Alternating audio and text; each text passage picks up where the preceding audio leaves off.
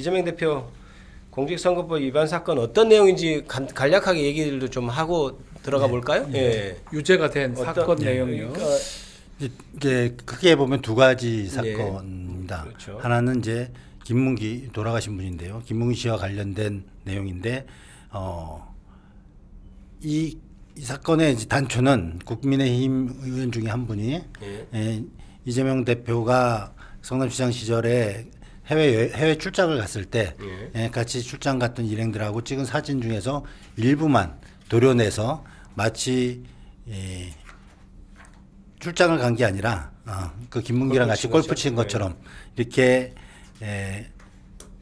그렇게 이제 오도한 것이죠. 그렇죠. 거기에 대해서 이제 이재명 대표가 해명을 했는데 하지도 않은 발언이었습니다. 김문기가 골프를 치지 않았다라는 발언을 한 적이 없는데 김문기가 골프를 치지 않았다고 거짓말했다. 네. 또 하나는 백현동 사업과 관련돼서 경기도 도지사 시절에 경기도 국정감사장에서 그 부분에 대한 국회의원의 질의에 대해서 답변하는 과정에 백현동 사업과 관련해서 어떤 거짓말을 했다. 이 두 가지로 그러니까 허위 사실이다. 허위 그게. 사실입니다. 이렇게 정리되죠. 공소사실은 사실 몇 개 더 있었는데 네. 일부가 무죄가 났고, 네. 그러니까 이제 무죄 난 것은 저희가 빼고 유죄 난 것만 얘기를 하면 첫째는 이재명 대표가 뭐라고 얘기했는데 그게 김문기와 골프를 치지 않았다고 한 말이다. 그게 그래서 허위 사실이다. 이게 지금 유죄가 난 거죠. 첫 번째고요. 그렇습니다. 두 첫 번째는 번째가. 이제 백현동 관련해서도 어떻게 뭐 종상에 맞아요. 그게 개발 관련해서 국토부로부터 협박받았다. 협박받았다는 것이 거짓말이다. 이제 이렇게 돼서 유죄 판결이 자, 난 거죠. 이거를 그렇게 정리되나요? 하나씩 한번 따져보죠. 일단 첫 번째가 김문기하고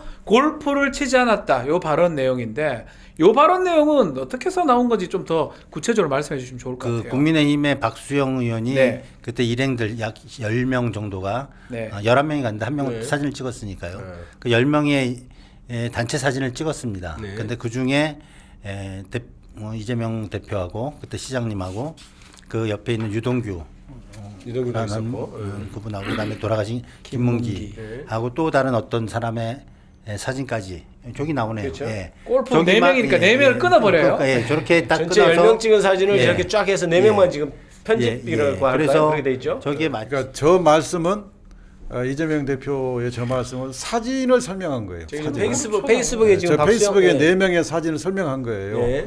근데 저걸 조금 더 줄여진 말을 더 보충해 보면 이렇게 보충할 수 있어요. 국민의힘에서 4명 사진 찍어 가지고 제가 이 사진에 나온 것처럼 마치 골프를 친 것처럼 사진을 공개했던 이렇게 돼야 되는 말이죠. 그렇죠. 그러니까 그러면 이 사진에 나온 것처럼이라고 하려면 저 시간에 저 장소에서 저 사람들과 같이 골프를 친 것처럼 이렇게 해석을 해주는 게 객관적이고 공정한 해석이죠. 그렇죠. 이제 첫째 포인트는 사진 설명이라는 거고 두 번째 포인트는 저걸 악의적으로 해석하더라도 저 일시 저 장소에서 저 사람들과 골프를 쳤다고 이렇게 해석하는 게 맞아요. 그러니까 이제 이렇게 정리될 것 같아요. 1심에서 사실은 저 말이 지금 저걸 계속 띄워보시면 제가 마치 골프를 치는 것처럼 요 말을 지금 이재명 대표가 실제 했는데 문제는 1심에서 지금 제가 마치 골프를 친 것처럼 앞에 붙어 있다고 해서 뒤에 조작한 거죠 바로 연결시켜서 그래 골프 앉은 것처럼 거짓말했잖아 이렇게 지금 했다는 거잖아요. 네. 사실은 그게 말을 하는 걸 쭉 보면 우리가 그 전체를 봐가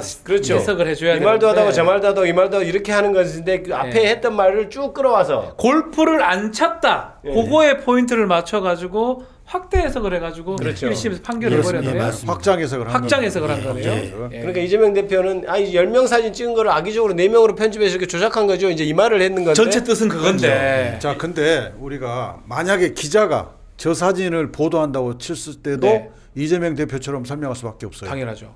박수영 의원이 4명 사진 찍어가지고 이재명 대표가 마치 골프 친 것처럼 사진을 공개했던데 이렇게 말할 수밖에 그렇죠. 없어요. 그렇죠. 기자가 보도하더라도 예. 뭐 기자가 보도했을 때는 아무 문제가 안 되고 이재명 대표가 사진을 설명했을 때는 왜 허위사실 공표죄가 되냐 이거예요. 그러니까 저는 뭐 개인적으로 박수영 의원이 지금 지나간 일이긴 하지만 저게 뭐가 법적 문제가 돼서 보이거든요. 만약에 어디서 저런 사진을 캐치했고 저것을 줄여서 뭔가 허위사실 유포로 저는 보이는데 느낌에 저는 뭐 이과는 관계는 없으니까 어쨌든 간에 그런 것들을 법원에서 1심 법원에서 좀 꼼꼼히 봐야 되는데 그냥 그 문구만 보고 그냥 그러니까 해석해서 저게 이제 판결했어요. 이런 겁니다. 제가 보면 저는 골프를 안 쳤습니다 이렇게 한 게 아니잖아요. 아니잖아요. 그런데 저걸 가지고 지금 마치 골프를 안 쳤다고 허위사실했다는데 어떻게 보면 확장 해석이라고 볼 수 있지 않나요? 어떻습니까 저게? 그 확장 해석이가 판례가 있는데요. 네. 정확한 그 제가 읽어드릴게요.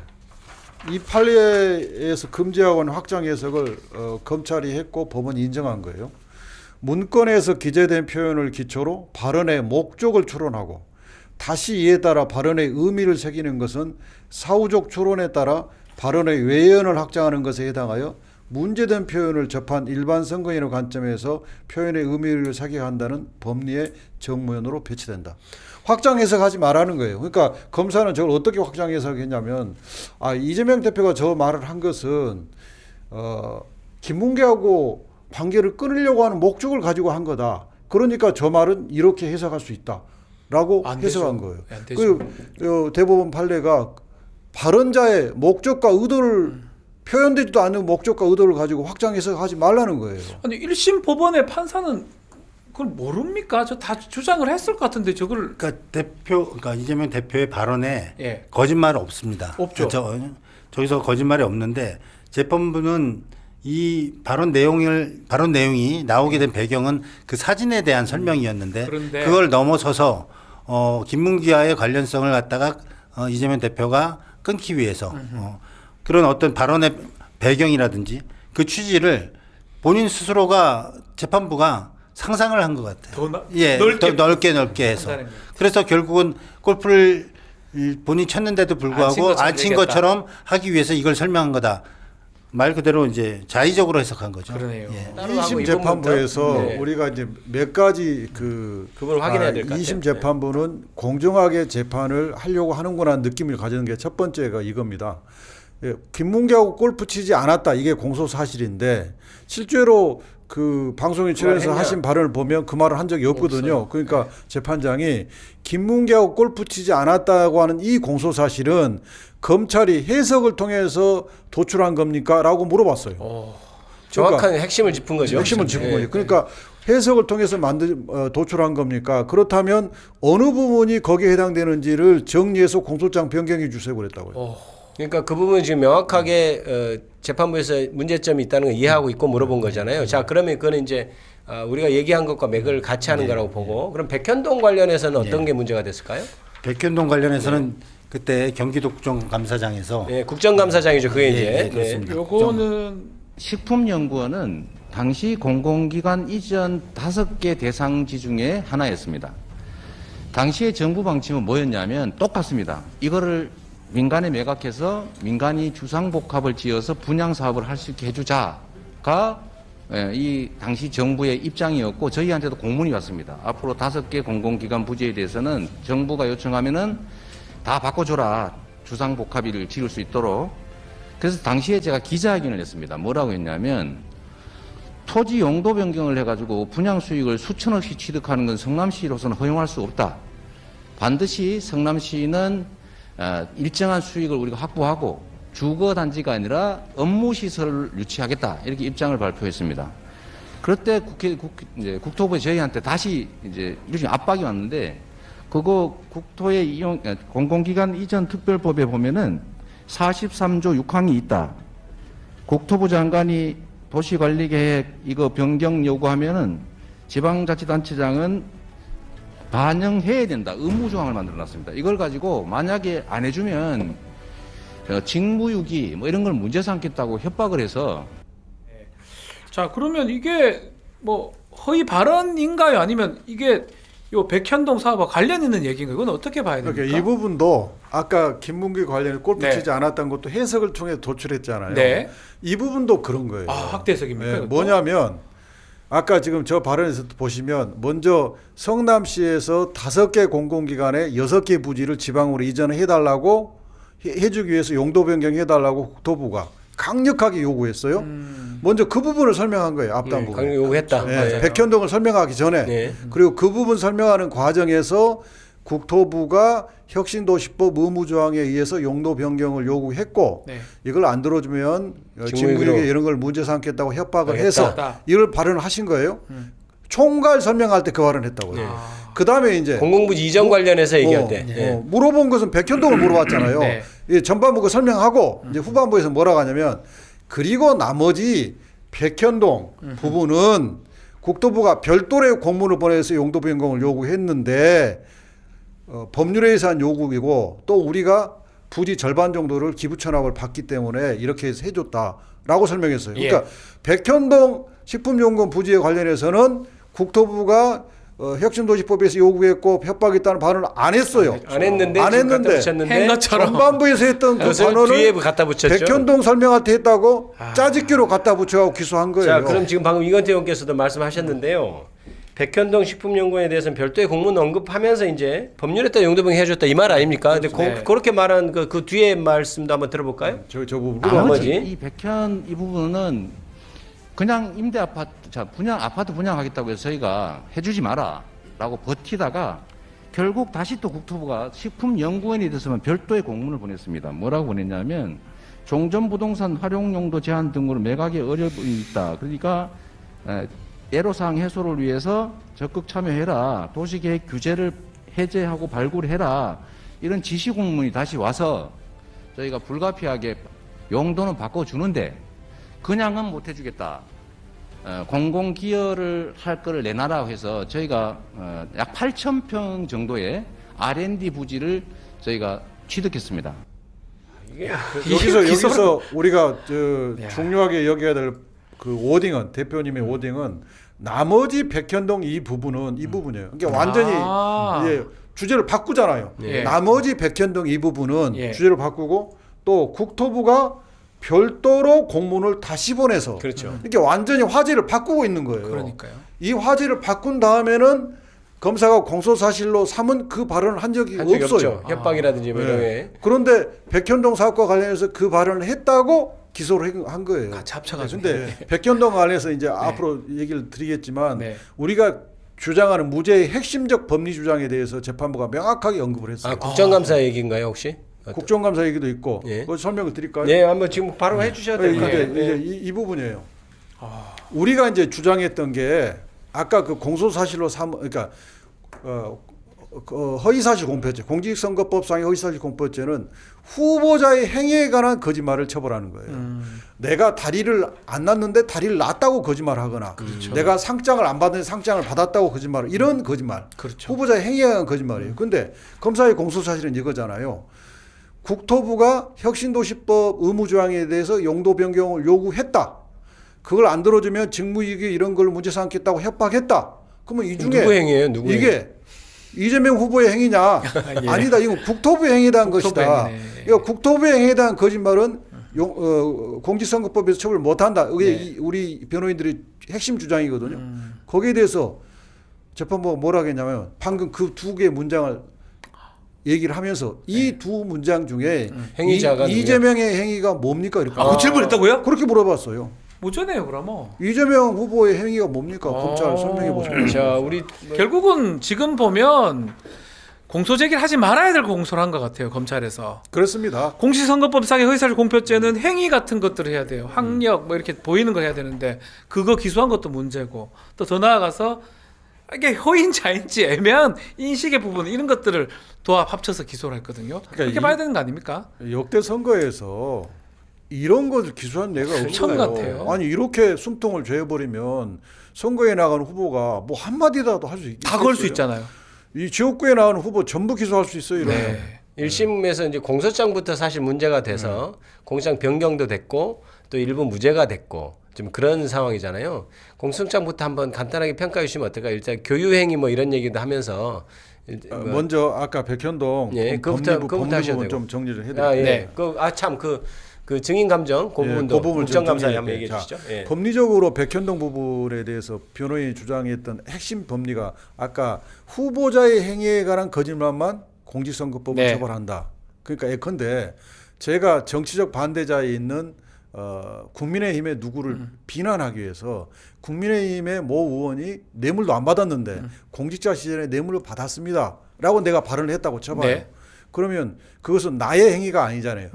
선거에 나선 내 후보 나의 행위가 아니니까 나를 공직선거법 위반으로 처벌을 못해요. 다만 그 대상자를 명예훼손했다는 명예훼손으로 처벌하는 거예요. 그렇겠죠. 예. 그러니까 이것도 국토부의 명예를 훼손했으면 명예훼손으로 처벌해야 되는 거예요. 국토부 공무원의 명예를 훼손하면 협박하지 않았는데 예를 들어 협박했다면 협박을 안 했는데 그렇죠. 협박했다고 했으면 그 그러네요. 공무원의 명예훼손으로 처벌해야 되는 거예요. 그걸 공직선거법을 두고 나온 거예요. 잘못 그러니까 갖고 왔다. 번지수를 잘못 잡은 거죠, 검찰이.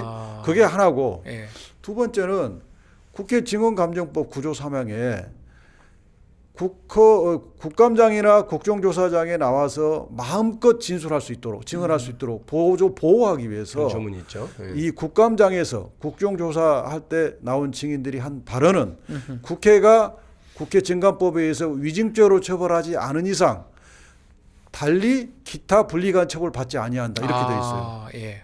그래서 그러면 이재명 지사가 경기도 국감에서 한 발언인데 국회에서 위증죄로 고발 안 했다.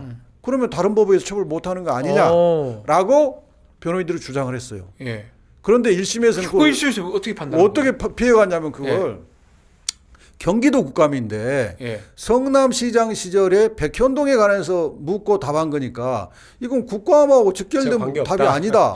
그래가지고 그 법을 적용을 안 했어요. 그 너무 자의적이지 말이 않습니까? 됩니까? 어떤가요? 그렇게 하면 지 맘대로 적용. 아니, 그런데 첫째 국회의원이 묻는데 예. 지사가 어떻게 대답 안 대답을 했어. 안 할 수가 있어요. 예. 아, 두 번째 그 그거 성남 건데 뭐 이럴 수도 없는 거잖아요. 아니 그리고 예. 그 질문은 지사한테 네. 당신 성남 시절에 이런 혹시 특혜를 베푸는 비의를 했어요? 그렇죠. 라는 질문은 경기지사의 도덕성에 관한 질문이에요. 연속성이 있는 거잖아요. 당연히 질문할 수 있는 거예요. 네. 또 성남시 백현동은 경기도 안에 안 있어요? 당연히 경기도에 가는 거잖아요. 근데 그래서 1심 법원이 굉장히 무리하게 그 법을 적용을 안 했는데 네. 2심 판사가 뭐라 했냐면 이렇게 물었어요. 검사한테 중요합니다. 이게. 성명을 요구했어요. 검사한테 물어보는 성명 거예요. 요구. 네. 그 국회 증감법 9조 3항에 보면 기타 불리한 처벌 못하도록 돼 있습니다. 그러면 공직선거법상의 공소 제기 및 판결이 이 기타 불리한 처분에 해당됩니까? 검토해서 의견을 주세요. 우리. 이야. 이재명 대표가 정식으로 문제 제기하고 있는 것에 대해서 야 그거 맞는 거 아니야? 네 생각은 어때? 이제 너 이거죠? 답해봐라. 그러니까 검사야. 검사가, 이거네요. 검토해서 의견을 냈다고 했는데 뭐라고 의견을 냈는지는 제가 기록을 못 봐서 예. 그러니까 재판부가 아까 그 해석을 통해서 공소사실 도출한 겁니까 하는 질문. 그 백현동에 대해서 후보자의 행위가 뭡니까? 또 하나는 국회 증감법에서 기태 불리한 처벌 못한다고 했는데 이 공소법상의 공소제기도 여기에 해당됩니까? 이런 질문을 했단 말입니다. 원래 이제 1심 사건이 공직선거법도 있었고 위증교사도 있었잖아요. 저는 개인적으로 어떻게 생각했냐면 둘 다 당연히 무죄고 이렇게 우리가 설명을 했지 않습니까?